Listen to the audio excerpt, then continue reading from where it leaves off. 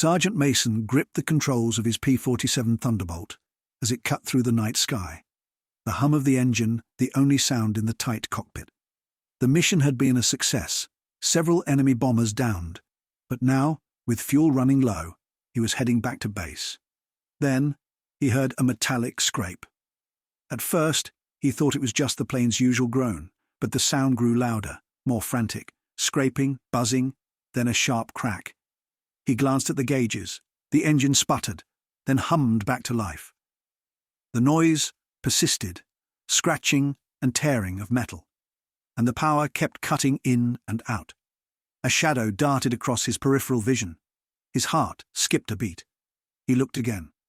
The Gremlin, small, twisted, with gleaming yellow eyes, was climbing over the engine, its claws scraping across the metal. It paused, then looked right at Mason. The creature's night vision could make out the determined expression on Mason's face. Its tiny hands worked quickly, tearing at wires, twisting bolts, and knocking loose parts. "Not now," Mason shouted, his grip tightening.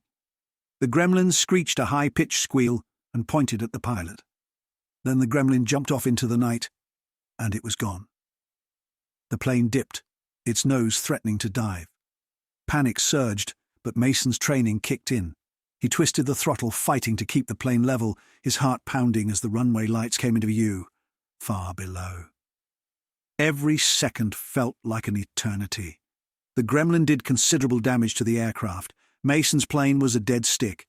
The engine was destroyed. He glided the plane toward the runway. The shaking wings groaned under the strain. The wheels kissed the tarmac just in time, and Mason brought the plane to a rough stop, breathless, sweat slicking his forehead. Mason climbed out of the cockpit and inspected his damaged aircraft. He thought to himself, better luck next time.